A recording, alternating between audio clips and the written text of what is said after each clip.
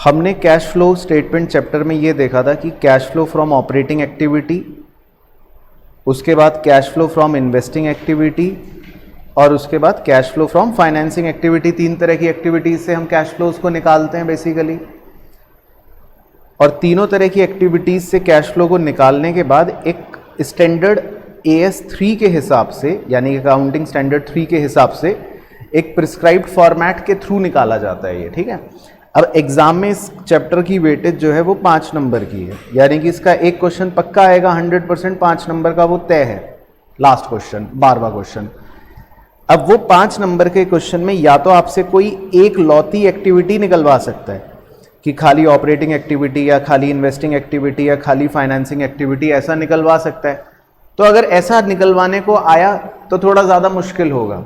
उसका रीज़न ये है क्योंकि अगर खाली वो एक ही एक्टिविटी निकलवाएगा तो फिर उस एक्टिविटी के वो काफ़ी जड़ में घुसेगा, आइटम्स की बारीकियां पूछेगा, एडजस्टमेंट्स भी खतरनाक देगा। या फिर हो सकता है 5 नंबर में वो आपको सीधा सीधा क्वेश्चन दे दे और कह दे कि पूरा एक स्टेटमेंट बना दो, ठीक है ना।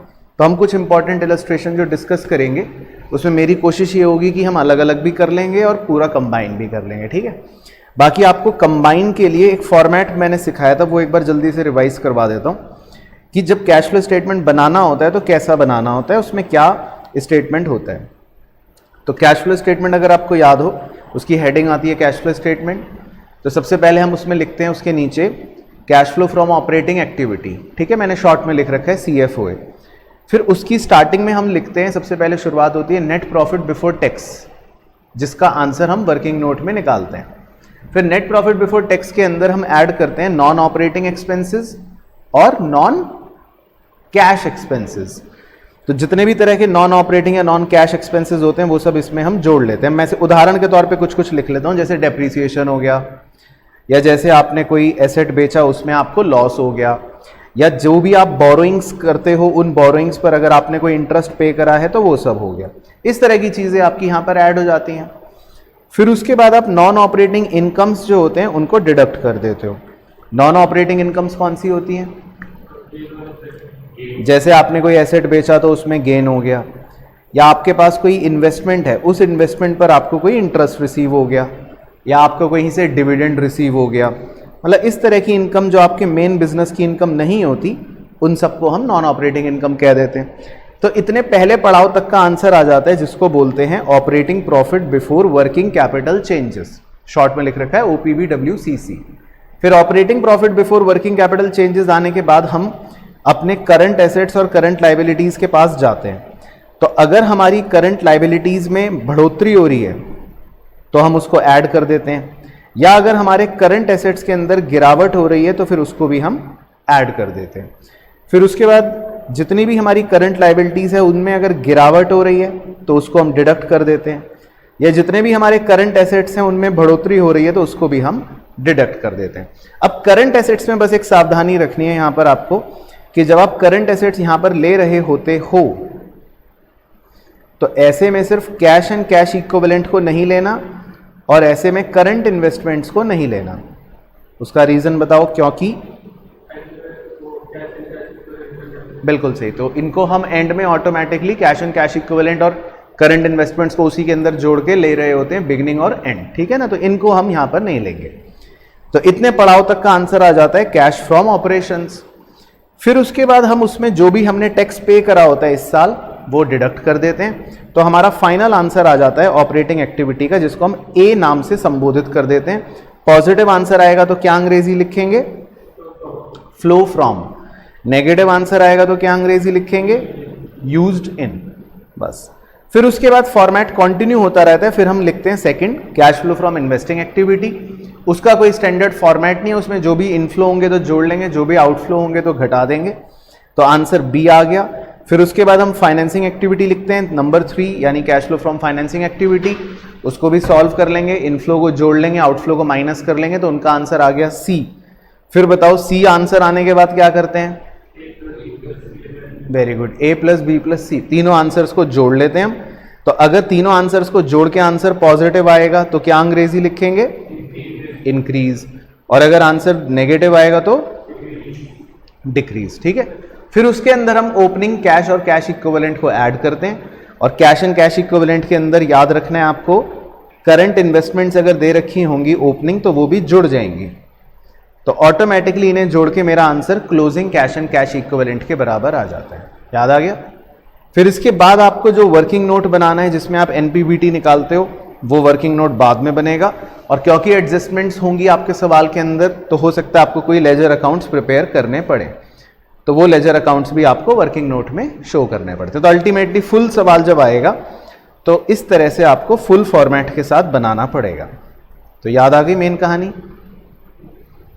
ठीक है, तो अब हम इंपॉर्टेंट इलस्ट्रेशंस जो भी हैं वो सारे आपके साथ डिस्कस करते हैं।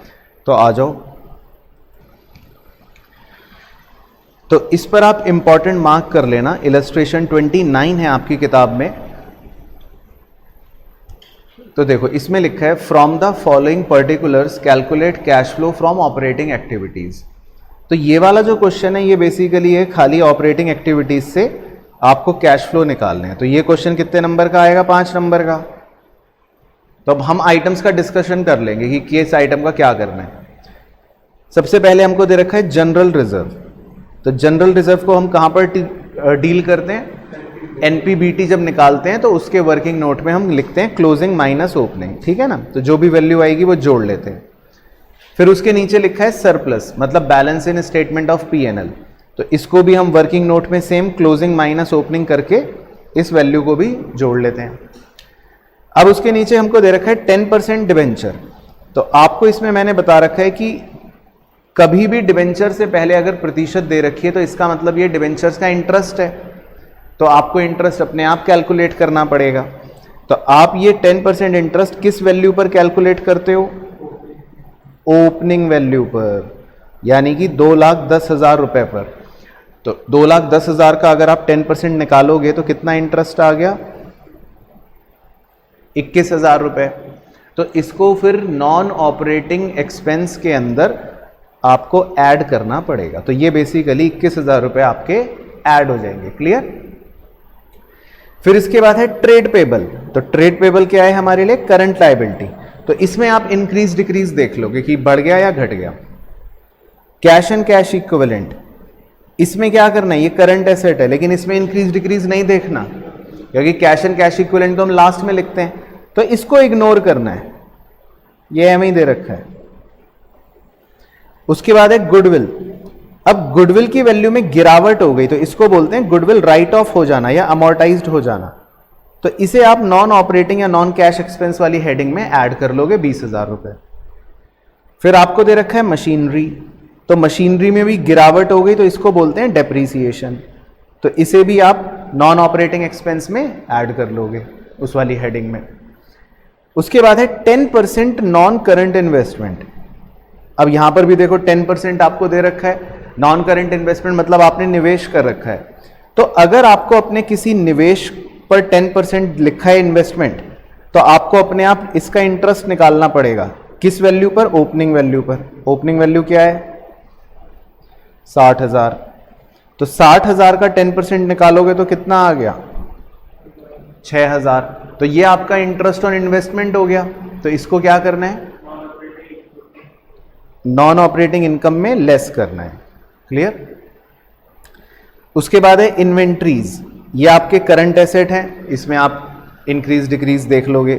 उसके बाद प्रोविजन फॉर डाउटफुल डेट्स। तो इसको भी आप करंट लायबिलिटी की तरह ट्रीट कर सकते हो और इसमें भी आप इंक्रीज डिक्रीज देख सकते हो। और थोड़ा सा इसको बेहतर तरीका भी बता देता हूं। प्रोविजन ओपनिंग में 1 लाख था, क्लोजिंग में 1.5 लाख था। इसका मतलब प्रोविजन आपका 50,000 बढ़ गया। तो अगर प्रोविजन आपका 50,000 बढ़ गया तो इसको आप नॉन ऑपरेटिंग या नॉन कैश एक्सपेंस वाली हेडिंग में ऐड कर देना। तो बहुत से लोग वहां पर ऐड कर देते हैं। तो या तो करंट लायबिलिटी समझ के ऐड करोगे तो नीचे ऐड होगा, या इंक्रीज इन प्रोविजन करके नॉन कैश एक्सपेंस की तरह ऐड करोगे तो ऊपर ऐड होगा। ऑपरेटिंग एक्टिविटी में ऐड जरूर होगा, चाहे ऊपर हो चाहे नीचे हो। उसके बाद ट्रेड रिसीवेबल, इसका क्या करना है? करंट एसेट, तो ये इंक्रीज डिक्रीज हो जाएगा। उसके बाद discount on issue of debenture. Debentures को इशू करने पर हमने डिस्काउंट दिया, तो ये ओपनिंग में था 10,000, देखो क्लोजिंग में ये 0 हो गया। तो इसका मतलब इसमें गिरावट आ गई, हमने इसको राइट ऑफ कर दिया। इसका मतलब आपने डिस्काउंट को क्या कर दिया, राइट ऑफ कर दिया। तो बताओ ये क्या होगा,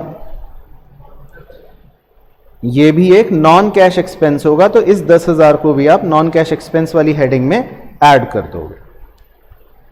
तो क्लियर हो गए, देखो सारे आइटम, है ना।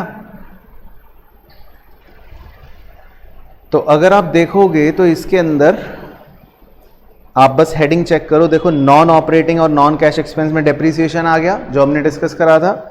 देखो प्रोविजन फॉर डाउटफुल डेट वाला पॉइंट इन्होंने यहां पर डाल दिया 50,000 जो मैंने डिस्कस करा था। देखो गुडविल अमोर्टाइज्ड वो आ गई। Discount on issue of debenture जो लास्ट पॉइंट अभी अभी डिस्कस करा, देखो वो यहां पर ऐड हो गया। और इंटरेस्ट ऑन डिवेंचर 21,000 जो हमने डिस्कस करा था, अपने आप निकालना पड़ता है, वो ऐड हो गया। ये सब नॉन ऑपरेटिंग और नॉन कैश एक्सपेंस में आ गए।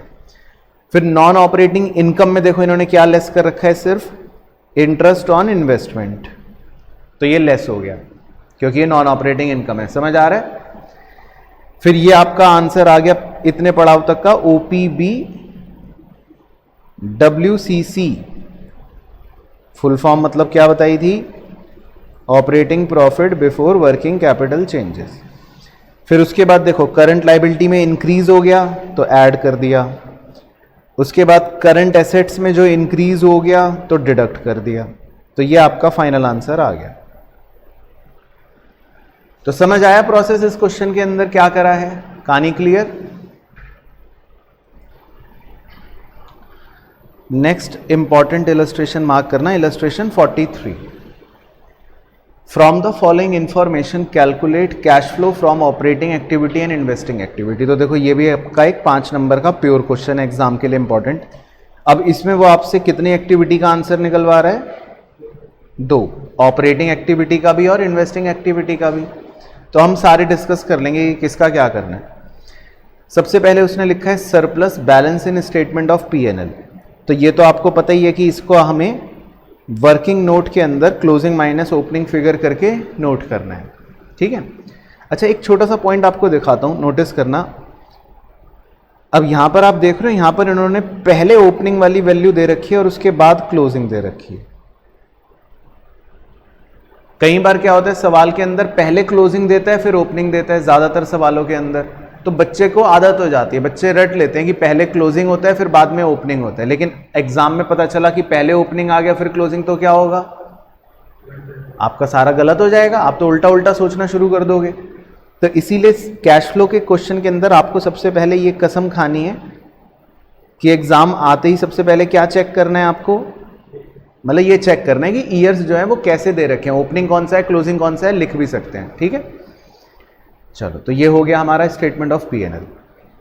फिर प्रोविजन फॉर टैक्स, इस पे चर्चा करेंगे हम। प्रोविजन फॉर टैक्स ये हमें बैलेंस शीट के अंदर दे रखा है और इसकी एडजस्टमेंट भी दे रखी है, नीचे एडजस्टमेंट दे रखा है। Tax paid during the year was 75,000। तो इसका एक प्योर कॉन्सेप्ट होता है, हम एक provision for tax account prepare करते हैं। इस प्रोविजन फॉर टैक्स अकाउंट में हम बैलेंस BD यानी कि ओपनिंग बैलेंस जो होता है वो क्रेडिट साइड पर लिखते हैं। फिर बैलेंस CD जो क्लोजिंग बैलेंस होता है वो डेबिट साइड पर लिखते हैं, राइट। फिर टैक्स पेड हमें दे रखा है, तो जो टैक्स पे हम करते हैं एक्चुअल में उसको डेबिट साइड पे लिखा जाता है टू बैंक करके, यानी ये आपको tax paid figure debit side पे लिखनी पड़ती है। तो फिर जो भी टोटल करके बैलेंस बचेगा, इत्तेफाक से इसमें वो 75 ही बच रहा है, तो वो हमारा एक तरह से स्टेटमेंट ऑफ P&L के अंदर यानी कि प्रोविजन जो हम बनाते हैं क्रिएट करते हैं वो फिगर मानी जाती है। अब इसमें क्योंकि 75 ही है तो उससे फर्क नहीं पड़ा, लेकिन आपको ट्रीटमेंट पता होना चाहिए। तो ये P&L वाली फिगर को क्या करते हैं, बिल्कुल सही, तो NPBT निकालने वाले वर्किंग नोट में ऐड करते हैं। और ये जो बैंक वाला टैक्स पेड वाली फिगर होती है इसका क्या करते हैं, ऑपरेटिंग एक्टिविटी में जो टैक्स पेड होता है लास्ट में उसमें माइनस करते हैं, राइट। तो ये क्लियर हो गया पॉइंट। चलो उसके बाद है जी ट्रेड पेबल्स। ट्रेड पेबल्स का क्या करना है, ये करंट लायबिलिटी है, तो करंट लायबिलिटी इंक्रीज हो रही है तो आप क्या करोगे, ऐड कर दोगे ऑपरेटिंग एक्टिविटी में, राइट। फिर उसके बाद है नॉन करंट इन्वेस्टमेंट, और नॉन करंट इन्वेस्टमेंट की उसने एडजस्टमेंट भी दे रखी है। कह रहा है at the end of the year के एंड में हमने कुछ इन्वेस्टमेंट को बेच दिया, costing 1,75,000, sold at A loss of 30%। तो 1,75,000 का 30% निकालना जल्दी से, कितना लॉस आ रहा है? 1,75,000 का 30%, तो कितना लॉस आएगा? 52,500। तो आपने इसका मतलब पता है इसको कितने का बेचा? बताओ। आपने इसका मतलब इसको कितने का बेचा? 122,500। क्लियर हो गया पॉइंट? तो अब इस एडजस्टमेंट को डील करने के लिए आपको एग्जाम में क्या प्रिपेयर करना पड़ेगा? अकाउंट, नॉन करंट इन्वेस्टमेंट का अकाउंट प्रिपेयर करना पड़ेगा। तो जब भी किसी भी आइटम की एडजस्टमेंट दे रखी होगी तो आपको उसका अकाउंट प्रिपेयर करना पड़ेगा। तो मान लेते हैं हम नॉन करंट इन्वेस्टमेंट का अकाउंट प्रिपेयर कर रहे हैं शॉर्ट में। तो इसका अकाउंट प्रिपेयर करने के लिए क्या है फंडा? इसका ओपनिंग बैलेंस कहां लिखना है आपको? डेबिट साइड में 2,50,000। इसका क्लोजिंग बैलेंस कहां लिखना है आपको? क्रेडिट साइड में 2,00,000। उसके बाद लॉस कहां लिखना है? क्रेडिट साइड में 52,500। फिर जो आपने सेल करी वो कहां लिखना है? क्रेडिट साइड में 122,500। बस फिर ये खाता क्लोज करके टोटल करके बंद कर दो। तो आपका बैलेंसिंग फिगर कहां बचेगा? डेबिट साइड में, है ना, यहां बचेगा। तो इस बैलेंसिंग फिगर को क्या कहते हैं हम? परचेज, जिसे इन्वेस्टिंग एक्टिविटी में माइनस कर देते। तो ये याद आ गया कॉन्सेप्ट पूरा। तो अब इसमें सेल को कहां लिखोगे आप? इन्वेस्टिंग एक्टिविटी में ऐड करेंगे। लॉस को कहां लिखोगे आप? बिल्कुल सही, ऑपरेटिंग एक्टिविटी में ऐड करेंगे। और जो परचेज निकली बैलेंसिंग फिगर की तरह उसको इन्वेस्टिंग एक्टिविटी में माइनस करेंगे। तो क्लियर हो गया पॉइंट? फिर उसके बाद लास्ट आइटम आपको दे रखा है करंट एसेट्स के अंदर इन्वेंट्रीज एंड ट्रेड रिसीवेबल्स। तो इसका क्या करना है? ये तो करंट एसेट है, तो करंट एसेट्स में बढ़ोतरी हो रही है तो हम क्या कर देंगे? लेस कर देंगे। तो सारे आइटम क्लियर हो गए और दोनों एडजस्टमेंट भी क्लियर हो गई। चलो तो आंसर चेक करते हैं। तो देखो सबसे पहले आपको मेन एडजस्टमेंट दिखाता हूं। हमारा जो लॉस हुआ है इन्वेस्टमेंट बेचने का वो एक नॉन ऑपरेटिंग एक्सपेंस में देखो ऐड हो गया। उसके बाद हमारी करंट लायबिलिटी में जो इंक्रीज हुआ वो ऐड हो गया। हमारे करंट एसेट में जो इंक्रीज हुआ वो देखो डिडक्ट हो गया। यही थी ना बातें। फिर जो हमने टैक्स पेड डिस्कस करा था वो डिडक्ट हो गया। तो हमारे ऑपरेटिंग एक्टिविटी का जो फाइनल आंसर आ रहा है वो आ रहा है 927,500। तो बट आइटम्स का डिस्कशन क्लियर है, सबको सारे पॉइंट्स क्लियर है। फिर इन्वेस्टिंग एक्टिविटी में दो ही बातें लिखनी थी, परचेज ऑफ इन्वेस्टमेंट ये हमारा आउटफ्लो हो रहा है और सेल ऑफ इन्वेस्टमेंट ये हमारा इनफ्लो हो रहा है। बस दो बातें थी तो हमारा आंसर आ गया फाइनली इन्वेस्टिंग एक्टिविटी का -2,05,000। तो सारे आइटम्स क्लियर हैं सब बच्चों को? इसमें आप इंपॉर्टेंट मार्क कर लो इलस्ट्रेशन 48 पे भी। इसमें कह रहा है from the following information calculate cash flow from financing activity. तो ये फाइनेंसिंग एक्टिविटी वाला क्वेश्चन ना काफ़ी बार एग्जाम में आ चुका है, मतलब ये प्रीवियस ईयर क्वेश्चन के हिसाब से देखें तो इंपॉर्टेंट है। बाकी क्या पता इस बार भी इस तरह का आ जाए 5 नंबर में। लेकिन फाइनेंसिंग एक्टिविटी काफ़ी साल पूछा गया है जिसमें खाली फाइनेंसिंग एक्टिविटी निकलवाते हैं। तो अब देखो इसमें क्या क्या पर्टिकुलर्स दे रखे हैं। इक्विटी शेयर कैपिटल, अब इक्विटी शेयर कैपिटल ओपनिंग में 15 लाख है, क्लोजिंग में 20 लाख है। तो इसका मतलब हमारी शेयर कैपिटल इंक्रीज हो रही है। तो इसको हम क्या लिखते हैं, क्या मानते हैं? Proceeds from issue of shares. तो इसे हम अपनी फाइनेंसिंग एक्टिविटी में ऐड कर लेंगे, राइट। फिर कह रहा है 12% प्रेफरेंस शेयर कैपिटल। इसमें 12% जो होता है ये वैसे डिविडेंड का रेट ऑफ परसेंट होता है, ठीक है ना। तो प्रेफरेंस शेयर कैपिटल जो है वो ओपनिंग में है 5 लाख, क्लोजिंग में 0 हो गई, खत्म हो गई। तो इसको क्या बोलते हैं? रिडम्पशन ऑफ प्रेफरेंस शेयर्स, तो इसे 5 लाख को हम फाइनेंसिंग एक्टिविटी में माइनस कर देंगे, राइट। फिर 14% डिबेंचर्स, तो ये डिबेंचर्स का इंटरेस्ट रेट होता है 14%, तो डिबेंचर्स ओपनिंग में है 0, क्लोजिंग में हो गए 2.5 लाख, इसको क्या बोलेंगे, proceeds from issue of debentures, तो इसको हम फाइनेंसिंग एक्टिविटी में ऐड कर लेंगे। तो पहले आइटम तो सिंपल हो गए।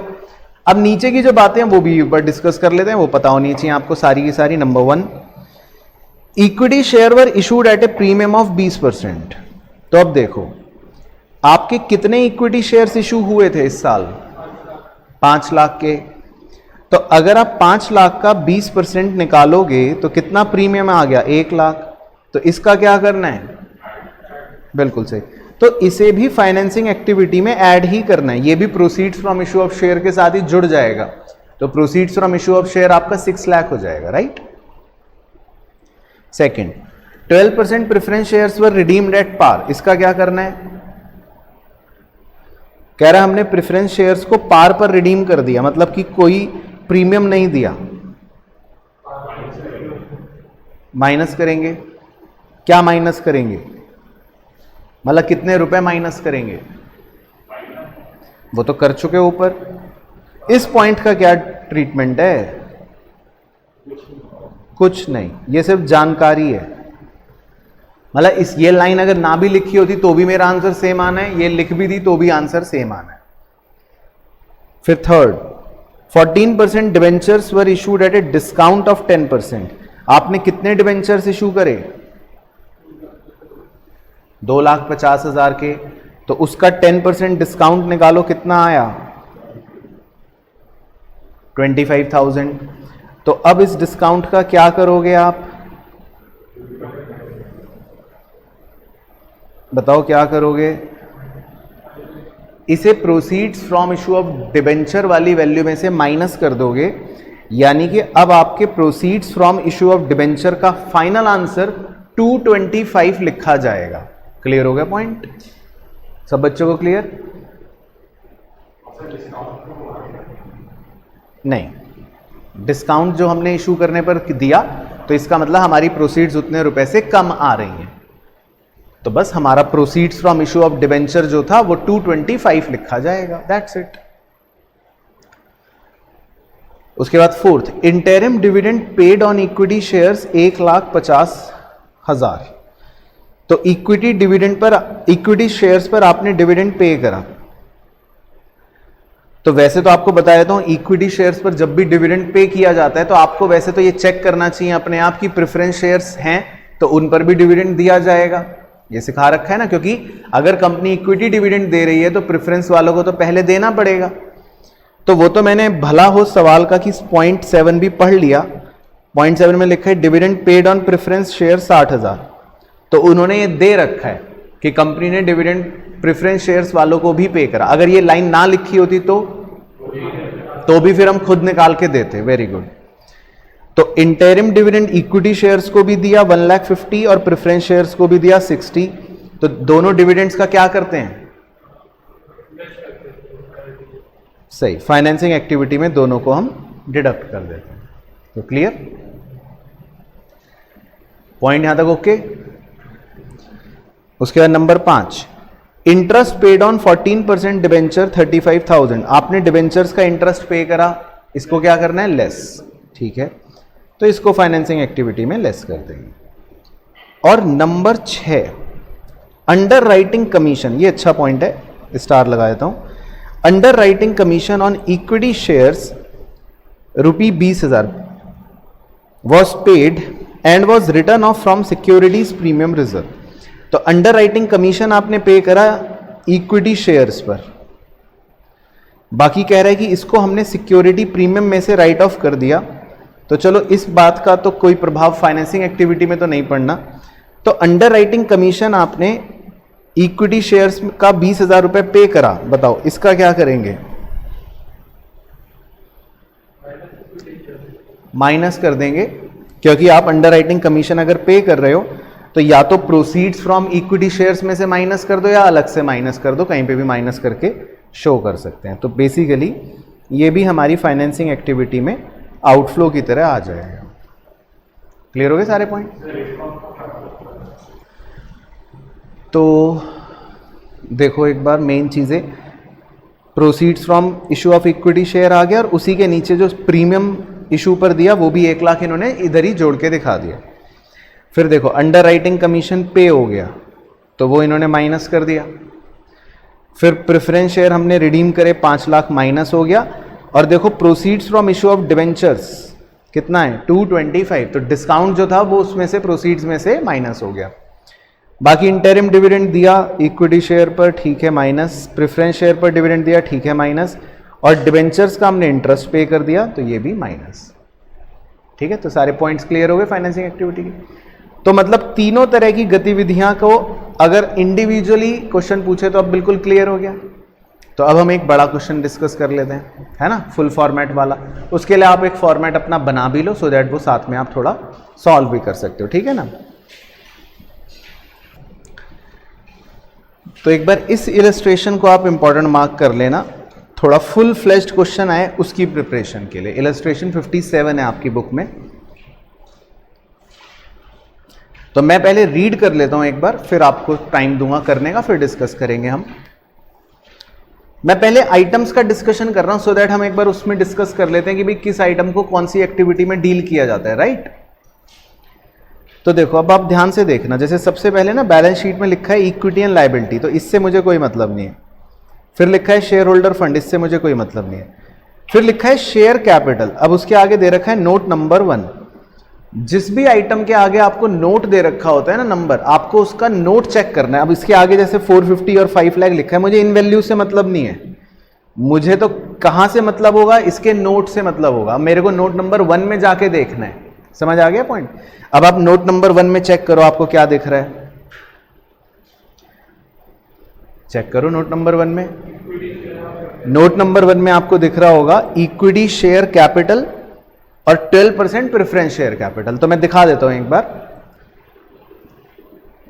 तो देखो नोट नंबर 1 में आपको क्या दिख रहा है, इक्विटी शेयर कैपिटल। तो मुझे इससे मतलब है, इस फिगर से मतलब है। अब इक्विटी शेयर कैपिटल को हम फाइनेंसिंग एक्टिविटी में डील करते हैं, ये अपने को पता है, तो वहां पे डील करेंगे। ऐसी दूसरा आइटम उसने दे रखा है 12% प्रेफरेंस शेयर कैपिटल, तो मुझे इससे मतलब है। तो ये नोट नंबर 1 है, तो जिस भी आइटम का आपको नोट दे रखा होता है ना, उसके हमें नोट से मतलब होता है, बैलेंस शीट की वैल्यू से मतलब नहीं होता। तो प्रेफरेंस शेयर कैपिटल को भी हम कहां पर डील करेंगे, फाइनेंसिंग एक्टिविटी में। तो समझ आ रहा है ना बैलेंस शीट देखने का तरीका। मैं पूरी दिखाता हूं और देखते हैं आगे। देखो अब अगला आइटम जैसे दे रखा है reserve and surplus, note number 2। तो मुझे इनकी वैल्यू से कोई मतलब नहीं, इस पे व्हाइटनर लगा दूंगा एग्जाम में। मुझे तो किससे मतलब है, नोट नंबर 2 में क्या लिखा है मुझे उससे मतलब है। समझ आ रहा है ना पॉइंट। तो आप जब नोट नंबर 2 में देखोगे तो आपको नोट नंबर 2 में दिखेगा रिजर्व एंड सरप्लस के नीचे सिक्योरिटी प्रीमियम रिजर्व। तो ये फाइनेंसिंग एक्टिविटी में डील करते हैं हम, है ना। तो ये मुझे मेरे मतलब की चीज है। या दूसरा दे रखा है surplus balance in statement of P&L, ये हम कहां लिखेंगे, वर्किंग नोट में, क्लोजिंग माइनस ओपनिंग। तो मुझे नोट नंबर 2 की वैल्यू से मतलब होता है। क्लियर हो गया पॉइंट। अब उसके बाद वो हेडिंग दे रहा है नॉन करंट लायबिलिटीज, मुझे इससे मतलब नहीं है। उसके अंदर दे रखा है long term borrowing 10% debentures, 2 lakh और 1 लाख। तो इसमें 10% जो है वो हमारे लिए इंपॉर्टेंट है, क्योंकि डिवेंचर्स का इंटरेस्ट आपको अपने आप कैलकुलेट करना पड़ेगा। फिर उसने करंट लायबिलिटीज हेडिंग दे दी, मुझे इससे कोई मतलब नहीं है। फिर है ट्रेड पेबल्स, ये हम ऑपरेटिंग एक्टिविटी में देखते हैं ना, इंक्रीज डिक्रीज। उसके बाद अदर करंट लायबिलिटीज। अब जैसे ही आपने देखा आगे नोट नंबर 3, इस पे व्हाइटनर लगा दो। तो हमें इन वैल्यू से अब कोई मतलब नहीं है। अब हम कहां जाके देखेंगे, नोट में जाके देखेंगे। तो मतलब आप बात समझ रहे हो, जिन भी बैलेंस शीट आइटम्स के नोट दे रखे होते हैं उन बैलेंस शीट आइटम्स पे तो आप व्हाइटनर लगा देना, उनके हमें नोट से मतलब होता है बस। क्लियर हो गया। फिर दे रखा है short term provision, provision for tax. तो ये भी हमारा ऑपरेटिंग एक्टिविटी में यूज हो जाएगा आइटम। क्लियर। फिर हमको एसेट्स में दे रखा है, इससे मुझे हेडिंग से कोई मतलब नहीं है, नॉन करंट एसेट से कोई मतलब नहीं है। ए टेंजिबल एसेट्स, तो टेंजिबल एसेट्स की वैल्यू बढ़ गई तो इसको हम क्या मानते हैं, परचेज। तो ये इन्वेस्टिंग एक्टिविटी में डील हो जाएगा। फिर हमें दे रखा है 10% इन्वेस्टमेंट्स, आपने इन्वेस्टमेंट्स 10% वाले कहीं कर रखे हैं, तो ये भी बढ़ गए, तो ये कौन सी एक्टिविटी में आ जाएगा? ये भी इन्वेस्टिंग एक्टिविटी में आ जाएगा, परचेज। और इसका 10% का क्या यूज है? तो आपको इंटरेस्ट अपने आप निकालना पड़ेगा। और इंटरेस्ट ऑन इन्वेस्टमेंट को दो जगह कहां कहां लिखते हैं?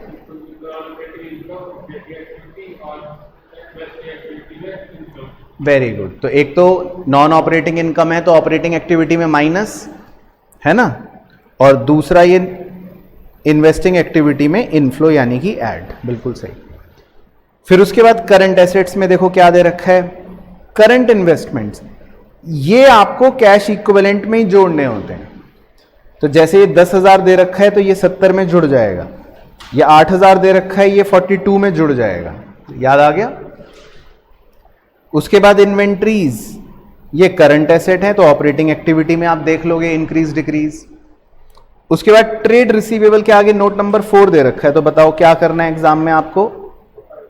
इस पे तो व्हाइटनर लगा दोगे, और नोट नंबर 4 में जो भी दे रखा होगा वो अब हमारे काम की चीज हो जाएगी। और कैश एंड कैश इक्विवेलेंट वो तो हमको पता ही। तो देखो सिंपल होगी बातें। अब एडजस्टमेंट में लिखा है you are inform that during the year number 1 machine with a book value of 40,000 was sold for 25,000। तो अब आपको इसके लिए कौन सा अकाउंट बनाना पड़ेगा? Machine account. अब मशीन अकाउंट कोई मशीन अलग से तो दे नहीं रखी, बस एक ही फिक्स्ड एसेट टेंजिबल दे रखे हैं, तो फिर वो अकाउंट आपको प्रिपेयर करना पड़ेगा। सेकंड दे रखा है depreciation charge during the year, तो ये भी किस अकाउंट में आएगा? इसी अकाउंट में आएगा, क्योंकि ये भी इसी से रिलेटेड होता है। फिर आपको दे रखा है preference shares were redeemed on 31 December 2020 at premium of 5%। तो अभी अभी थोड़ी देर पहले भी हम सवाल एक करके आए, प्रेफरेंस शेयर्स का रिडम्पशन जो हुआ।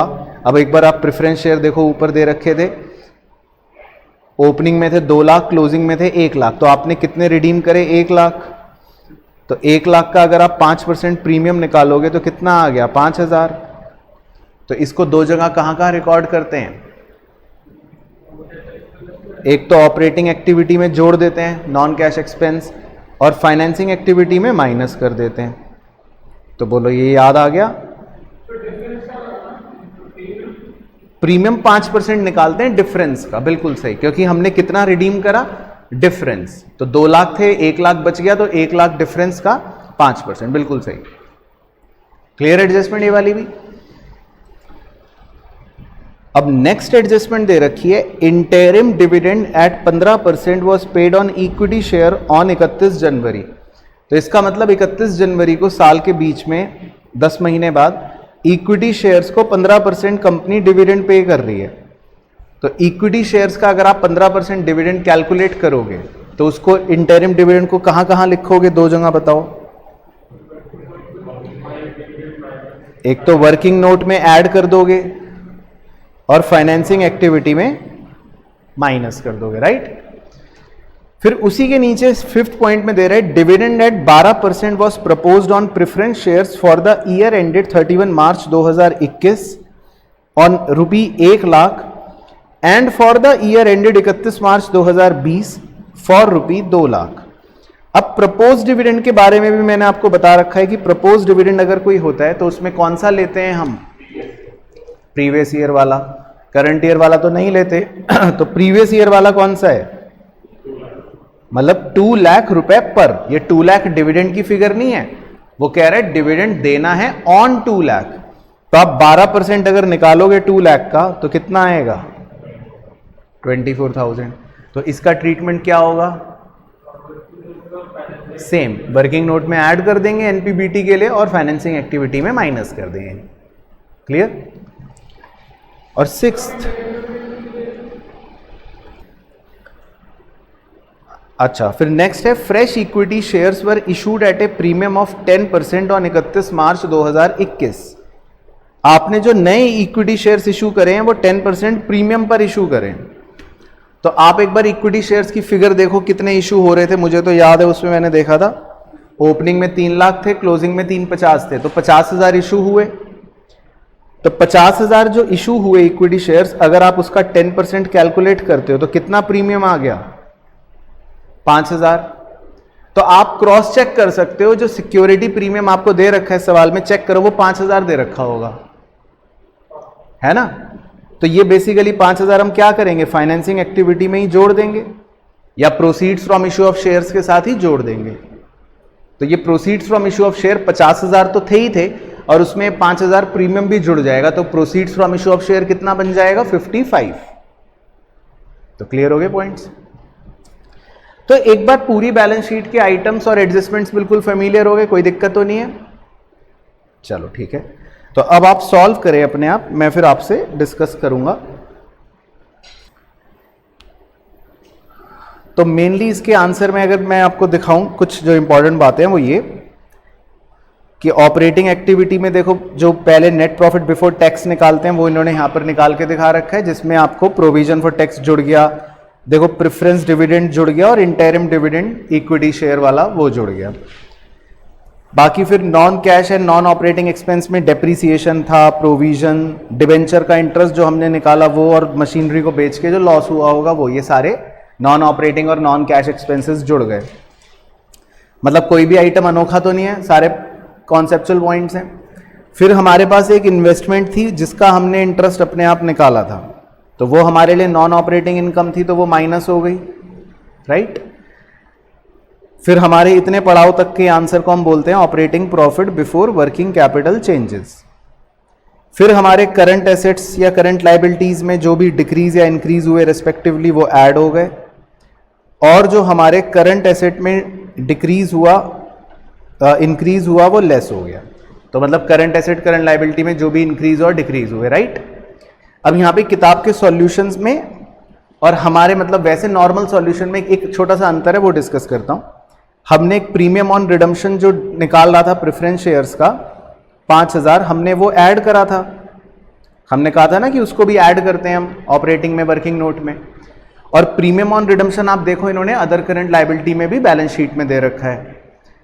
तो अगर वो करंट लाइबिलिटी की वैल्यूज आप चेक करोगे, ओपनिंग में है 10,000, क्लोजिंग में है 5,000, मतलब उसमें गिरावट आई है, करंट लाइबिलिटी जो है वो कम हो गई है। तो अगर करंट लाइबिलिटी कम हो जाती है तो आप क्या करते हो? लेस करते हो। तो 5,000 रुपए लेस भी होने चाहिए। अब किताब वाले थोड़ा सा चीतापना कर रहे हैं, बताओ वो क्या चीतापना कर रहे होंगे कि वो ऑपरेटिंग एक्टिविटी में ही 5,000 ऊपर ऐड भी होना है और 5,000 नीचे ऑपरेटिंग एक्टिविटी में ही लेस भी होना है। तो किताब वालों ने इसीलिए क्या करा, आपको ये आइटम ही गायब कर दिया। उन्होंने कहा ये आइटम जो है आपस में कट गया, तो इसीलिए उन्होंने ये 5,000 के आइटम को ऑपरेटिंग एक्टिविटी से गायब कर रखा है किताब के अंदर। तो इन केस आप बाद में जब रिवाइज करो ये क्वेश्चन, तो प्रीमियम ऑन रिडम्पशन जो है वो ऑपरेटिंग एक्टिविटी में गायब हो गया, रीजन बीइंग क्योंकि वो ऊपर जुड़ रहा है और नीचे घट भी रहा है, ठीक है ना। लेकिन आप जोड़ के नीचे घटा के भी करोगे तो अल्टीमेट आंसर सेम आ जाएगा। फिर उसके बाद जो इन्वेस्टिंग एक्टिविटीज हैं मेनली, उसमें आप देखोगे तो सिर्फ आपको क्या क्या चीजें मिलेंगी। परचेज जो करा आउटफ्लो, सेल जो हुई इनफ्लो, इंटरेस्ट ऑन इन्वेस्टमेंट जो हमने अपने आप निकाला था ये हमारे लिए एक इनफ्लो होता है। फिर परचेज ऑफ इन्वेस्टमेंट आउटफ्लो। तो इसमें जनरली आमतौर पे बच्चे ये इन्वेस्टमेंट का इंटरेस्ट भूलते हैं, बाकी सेल परचेज तो आप लिख ही लेते हो, राइट।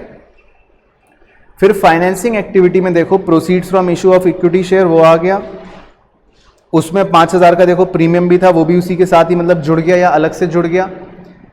फिर हमने डिबेंचर्स इशू करे वो आ गए, हमने प्रेफरेंस शेयर रिडीम करे तो देखो ये माइनस हो गया आउटफ्लो, और हमने वो प्रेफरेंस शेयर्स को 5,000 प्रीमियम भी दिया तो वो देखो वो भी माइनस हो गया, जो हमने एडजस्टमेंट डिस्कस करी। इसके अलावा हमने डिबेंचर्स को इंटरेस्ट जो दिया वो माइनस हो गया आउटफ्लो, हमने इंटरिम डिविडेंड दिया इक्विटी वालों को वो माइनस हो गया, हमने प्रेफरेंस वालों को जो डिविडेंड दिया वो माइनस हो गया, सिंपल। फिर उसके बाद A plus B plus C as usual format के हिसाब से तीनों जुड़ के बाहर आ गए। और opening cash and cash equivalent में अगर आप देखोगे तो कैश तो है ही है, साथ में 42,000 क्या जोड़ रखा है? Current investment. करंट इन्वेस्टमेंट भी कैश एंड कैश इक्विवेलेंट में जुड़ जाती है, तो ये opening cash and cash equivalent आ गए। तो finally closing cash and cash equivalent tally कर जाएगा हमारा 80,000 से। तो देखो क्लियर हो गया ना। तो अल्टीमेटली मैं आपको बता देता हूं फाइनली एग्जाम के लिए कैसे प्रिपेयर करना। तो पहले आप कॉन्सेप्ट सारा रीड करना अच्छे से, एडजस्टमेंट सारे याद रखना, अलग अलग एक्टिविटीज़ का क्वेश्चन पूछेगा तो हर एक्टिविटी के आपको आइटम याद होने चाहिए, और अगर वो पूरा क्वेश्चन पूछेगा तो पहले फॉर्मेट, फिर बैलेंस शीट कैसे रीड करनी है वो आ गई, कि नोट को ध्यान में रखना है, जिसका भी नोट दे रखा होगा उसका नोट देखने का है, और फिर कोई भी एडजस्टमेंट होगी उसका ध्यान रखना है, 2 जगह वो जैसे भी पोस्ट होगी 2 जगह उसको पोस्ट कर देंगे। क्लियर? तो अच्छे से बिल्कुल फुल टू क्लियर हो गया। चलो, तो डन फॉर द डे, कहानी समाप्त।